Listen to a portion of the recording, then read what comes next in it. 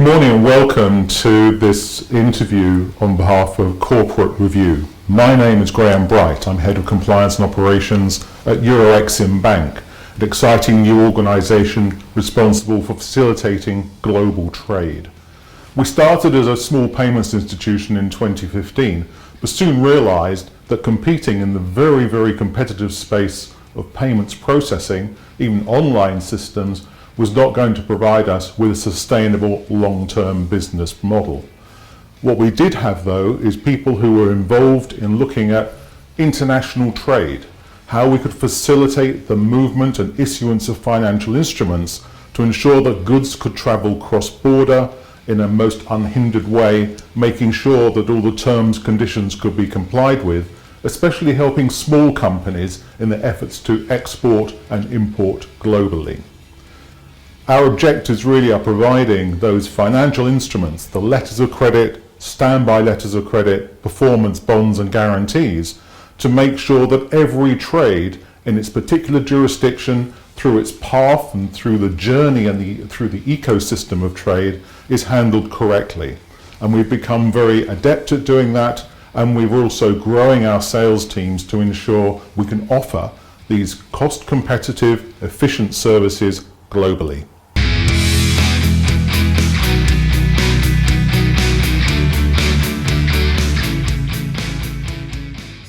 Present day trade. We've seen tremendous change over the last year in particular. Before that we saw a vast increase in trade. The number of ships on the sea is thousands. The number of planes transporting cargo is in the thousands.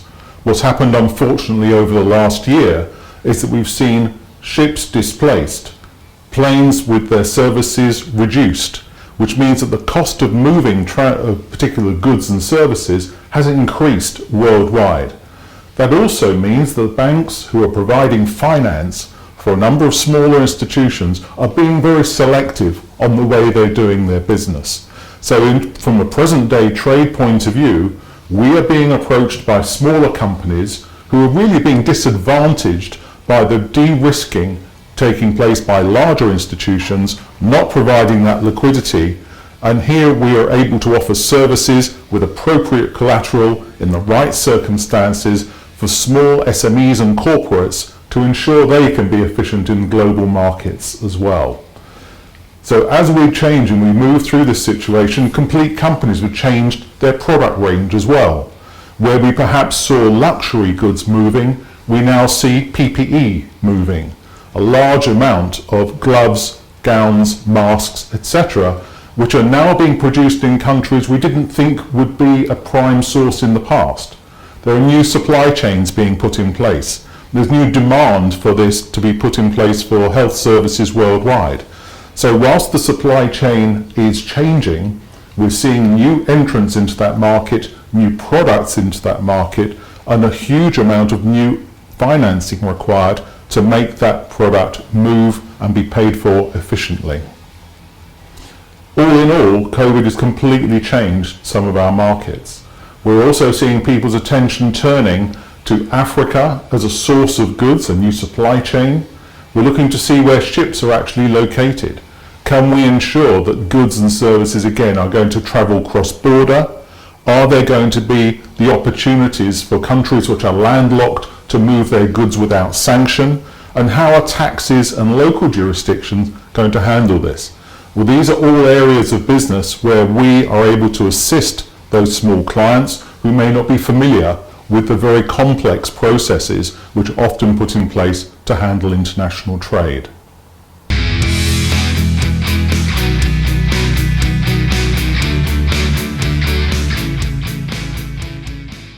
So let's talk a little bit about the products and services that we offer as a company.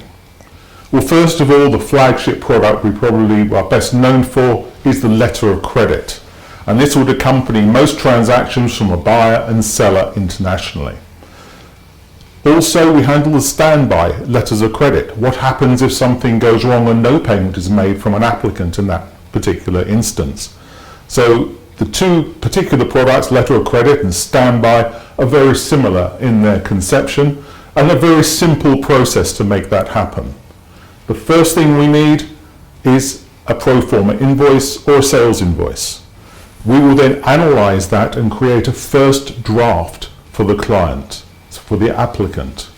Once that is reviewed, once it's agreed with the beneficiary, the seller, we will then start our due diligence process. That looks at AML, sanctions, KYC, due diligence, PEPs, and everything about that transaction to ensure they are bona fide, truthful, verifiable sources of who the seller is, about that particular company, about the process, about the goods being moved as well, to see if they're sanctioned goods, dual-use goods, under UN, US, EU sanction, for example, to ensure that everything is correct for that particular process right through the life cycle of the transaction. Ultimately, we also need to ensure that the seller is in a good position to be able to move their goods, and the buyer has the capacity, the means and the intent to pay for those goods at the end of the day. And here we have a number of transactions moving, and we're now offering services in over 25 countries around the world. That's expanding, and we're seeing a huge increase in volume of transactions as well. Another two products we have are performance bonds and bank guarantees. This is more to do with a service delivery rather than product.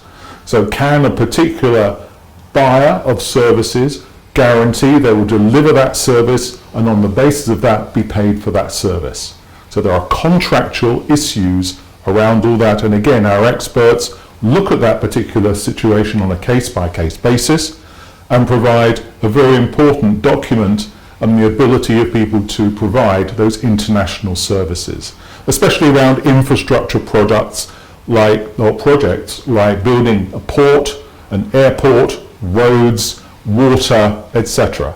So very large values where performance is everything to ensure that we can provide those services to the local economies. Other services we're offering at the moment are also a new system of merchant accounts, where it's possible to go online to get a merchant account with a virtual MasterCard or Visa card, and to be able to use that to pay for goods and services anywhere in the world, currently with up to 150 currencies. And that's our XIM Wave product. So again, online, competing, if you like, with other services, but available to anybody worldwide once they've been through that due diligence and compliance process. And we keep reiterating this point specifically because we are a regulated institution, we have obligations to our regulator, we are audited, we provide reports to them, audit reports, transaction reports, and it's vitally important that we protect our clients and we protect the jurisdiction in which we operate.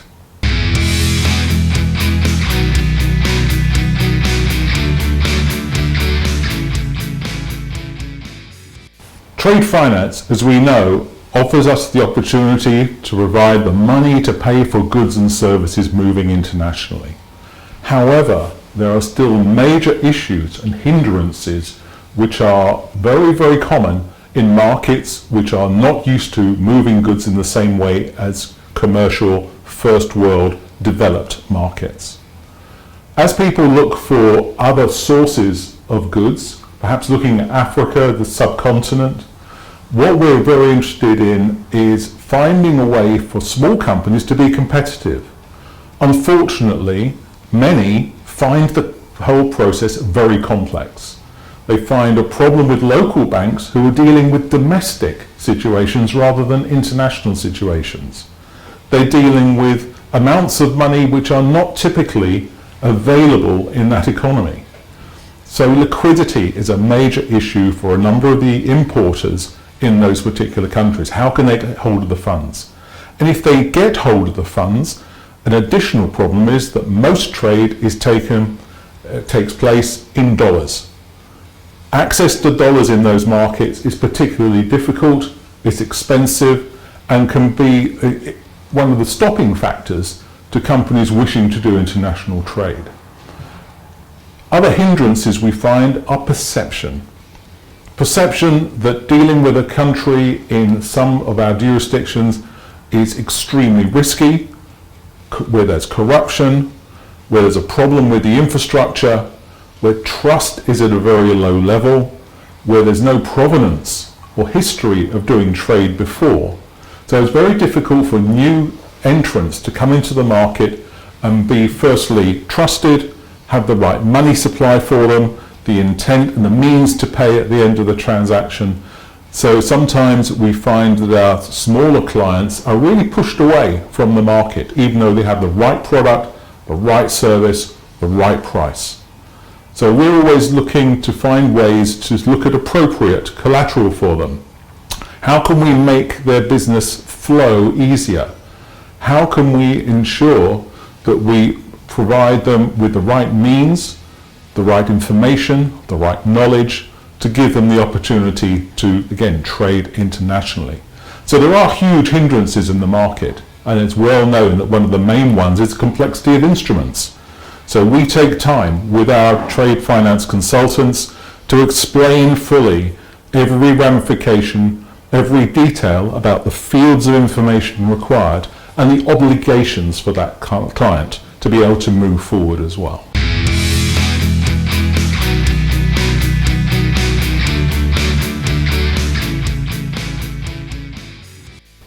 We have a number of very fine initiatives regarding growth and success for our institution. Our growth and success is really based around a number of factors. Firstly, the technology in which we're using.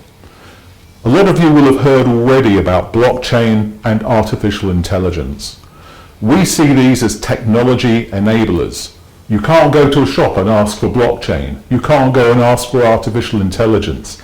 These are technologies that we implement inside our product, in our trade platform, to ensure that we can automate as much as possible of the process, to ensure the rules are all there so we don't find a rather exceptional situation coming about, but we have the means still to look at those exceptions and to handle them in a more effective way.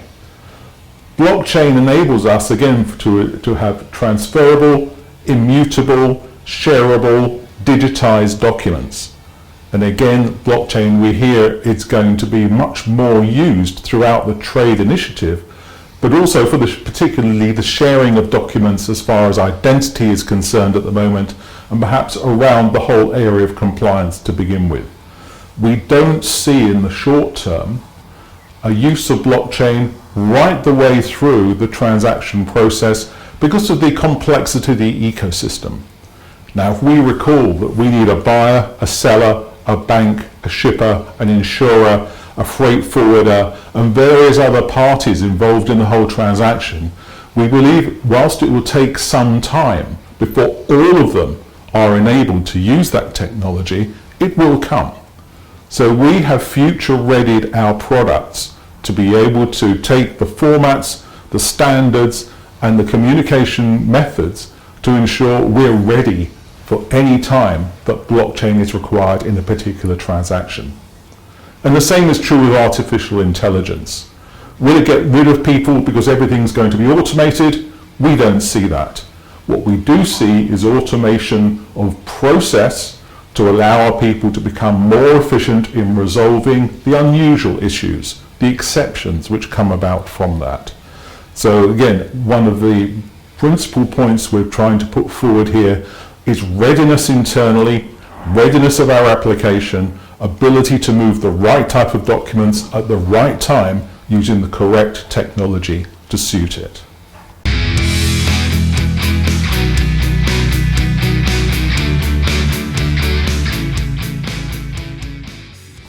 As we've said, technology plays a huge role in our company. Complexity of the instruments, complexity of process allowed us to really look very heavily at the way we do our business, and then to generate and create our own trade platform called Simplex. What that does is enable us to grab images of documents with a very complex and very comprehensive workflow to give everybody the opportunity to provide the information into the system with full audit, control, automated generation and creation of drafts, all of the information about the payments brought into the system as well. So we have a complete end-to-end process for each of our instruments there. So again, we talked about blockchain and AI, both of which are the underlying technologies which we're using in order to ensure that we provide the best customer experience and the best internal experience for our staff as well. Because what we believe is that if we have our own people working with the best systems, we can provide the best service.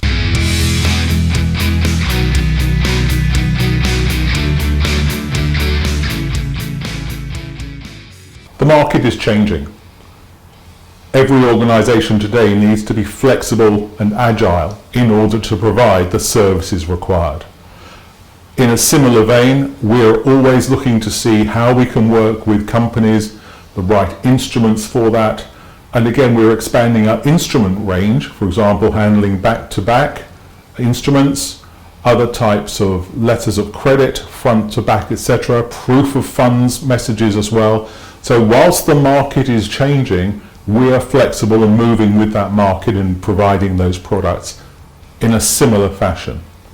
Again, not every product for every market, but a very specialist view to ensure that we're providing the right product at the right time.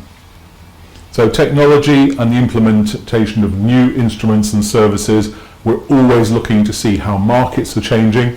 While some banks are de-risking, we're looking at taking on potentially more risk in specific areas where other banks are actually pulling out of the market.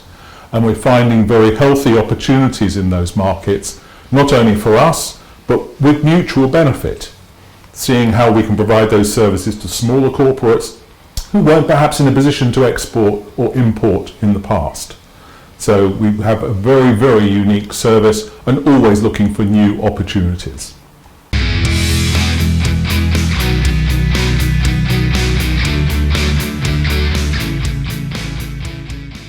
Future plans. We're very fortunate in that over the last year, our sales force has increased from 50 people to currently 250. We were in the past represented in 5 countries through agents and partners. Today, over 25 countries have agents and partners working with us. We're seeing an increase in the number of instruments.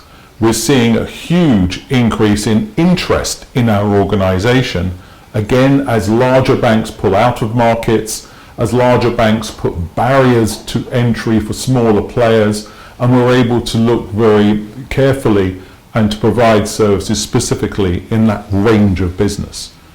We're not looking at providing financing for large infrastructure projects.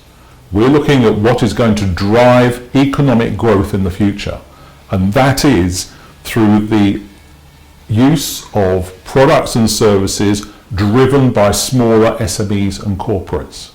There are millions of small companies around the world who are dependent on moving smaller value goods and services. They are being restricted from the market.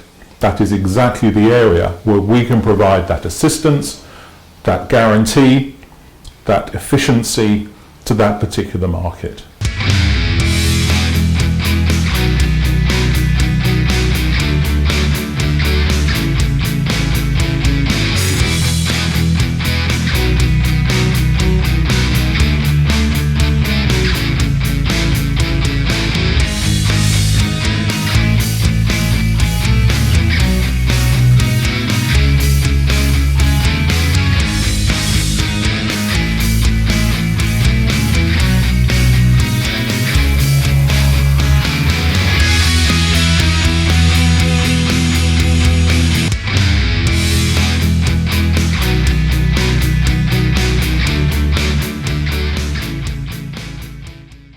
Corporate responsibility is a high priority for our company. We don't just say corporate responsibility, we act with corporate responsibility. We've been fundraising and providing charitable contribution to companies in as diverse places as Zimbabwe, St. Lucia, where we're headquartered, India, and in the UK. And this is a constant that we have with our company as well. So charitable fundraising and donations is very much part of the ethos of our company. In fact, our chairman, Mr. Kaushik Punjani, is a principal fundraiser for a number of charities as well. And we've been very successful in raising funds, again for diverse projects, not only in our own countries, but in other countries as well. And we continue to provide that service. Also in India at the moment, whilst the effect of the pandemic has been absolutely appalling, we have been working with a company delivering and creating pizza. Something as easy as providing food for the local community, but hundreds of pizzas per day, distributed to the poor and the needy in Chennai. So we have been working with a number of organisations on a philanthropic basis, but also, again, it's very important to understand that the act of giving is greater than the act of receiving. And for us as an organisation, again, being that good citizen, we're fortunate that we're able to provide these services, and we're happy to provide those services. So again, sustainability, corporate responsibility are maintained within our company and part really of our ethos as well.